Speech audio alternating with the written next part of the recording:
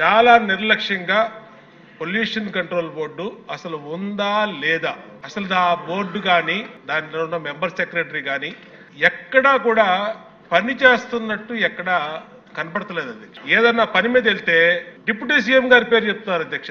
ఆయన చేయొద్దన్నారు, ఆయన ఆఫీస్ నుంచి చెప్పాలి, ఆయన మాట్లాడాలి, ఆయన వెళ్తే కలవట్లేదు అని డైరెక్ట్ గా చైర్మన్ గారు చెప్తారు అధ్యక్ష. పెద్ద పెద్ద వాళ్ళందరినీ కూడా వాళ్ళు మరి ఏం ఇన్ఫ్లుయెన్స్ గురవుతున్నారో తెలియట్లు కానీ రామ్కి పరిశ్రమ అధ్యక్ష ఈ పొల్యూషన్ దాంట్లో ఆయన కూడా వెళ్ళి విశాఖపట్నంలో ఇన్స్పెక్షన్ చేసి వచ్చారు. కాబట్టి గౌరవ డిప్యూటీ సీఎం గారిని కోరుతున్నాం అధ్యక్ష, పొల్యూషన్ కంట్రోల్ బోర్డుని కొంచెం పనిచేసే విధంగా ఆయన కొంచెం గట్టిగా మందలించాలి అధ్యక్ష. ఆయన చెప్పాలి అధ్యక్ష. చిన్న చిన్న వాటికి 100 కారణాలు చెప్పి ఎక్కడో ఎన్జిటి వాళ్ళు ఒప్పుకోలేదని లేదా డిప్యూటీ సీఎం గారు ఒప్పుకోలేదని వాళ్ళ పేర్లు ఉపయోగిస్తారు అధ్యక్ష. అందుబాటులో ఉండరు, ఇవన్నీ తప్పు. రాగానే మనకి చైర్మన్ గారికి కూడా చెప్పాను, first pollution control board open చేయమని.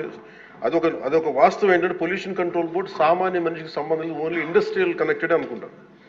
ఇది ఫస్ట్ టైం కృష్ణయ్య గారు వచ్చాక వారికి తెలియజేసిన హీ హ్యాస్ ఓపెన్ ఇట్.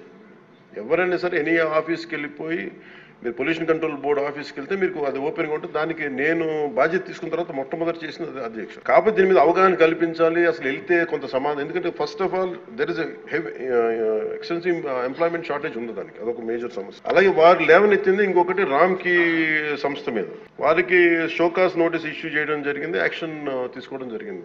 అలాగే చాలా వ్యర్థాలు వదిలేస్తున్నారు ఇవన్నీ. అంటే ఒక ప్రాబ్లం ఏముందంటే ఏదైనా సరే స్ట్రిక్ట్ యాక్షన్ తీసుకోవాలి అంటే ఎన్ని ఇండస్ట్రీస్ మూతపడిపోతే మనకు తెలియదు. కానీ ఏదైనా వెంటనే బ్యాన్ చేద్దామంటే it has become an employment source for many people. కొన్ని కుటుంబాలు రోడ్డు మీద పడిపోతాయి. సో దీనికి ఏం చేయాలి? దీనికి చాలా సహజ క్రమంలో తీసుకురావాలి, ఒక మార్పు పట్టుకురావాలి, చాలా సహజ క్రమంలో కొంత అవగాహన కల్పించాలి.